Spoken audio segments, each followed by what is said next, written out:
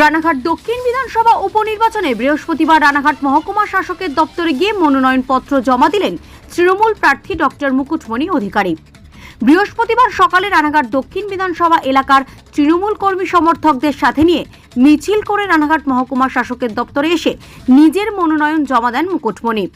প্রসঙ্গত 2021-এর বিধানসভা নির্বাচনে এই কেন্দ্রে প্রায় 17,000 ভোটে বিজেপির টিকিটে জিতেছিলেন মুকুটমণি। আর তাই এবার নিজের জয়ের বিষয়ে যথেষ্ট আশাবাদী তৃণমূল প্রার্থী মুকুটমণি।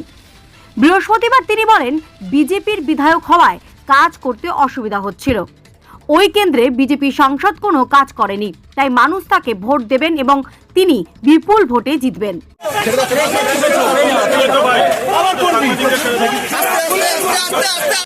আমরা শুধু জয়ের কথা ভাবছি এবং মানুষের দাঁড়ে দাঁড়ে পৌঁছাচ্ছি।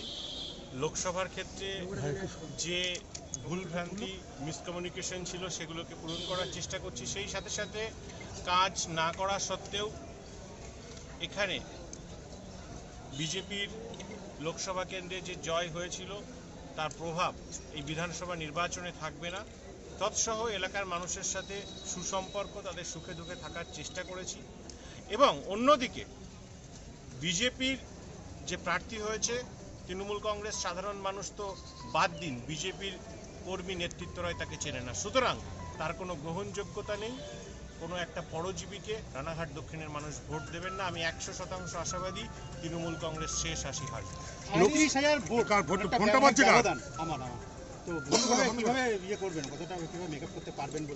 যে যে জায়গায় ঘাটতি আছে আমরা সেই জায়গায় ব্যাপকভাবে প্রচারে নেমেছি এবং মানুষের পাশে, মানুষের কাছে, মানুষের আশীর্বাদের অপেক্ষায় আছি।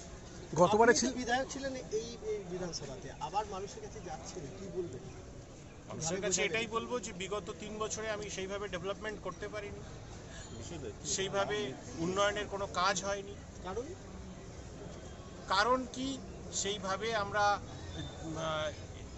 রাজ্য সরকারে না থাকলে, বিপক্ষে থাকলে যে সমস্যাগুলোর সম্মুখীন হতে হয় সেই সমস্যাগুলোর আমরা সম্মুখীন হই। সত্যিকারের অর্থে এলাকার মানুষ এত কিছু পলিটিক্স বোঝে না, তারা বোঝে যে কাজ হচ্ছে কি হচ্ছে না। সেই জায়গায় দাঁড়িয়ে সার্বিক যে উন্নয়ন আমরা করতে পারিনি বিগত 3 বছরে, এবং জগন্নাথ সরকার বিজেপির সাংসদ হিসেবে সম্পূর্ণ ব্যর্থ, কোনো কাজ করেনি, সেই সমস্ত কিছু পুষিয়ে দেওয়ার জন্য আজ আমরা ভোট ময়দানে অবতীর্ণ।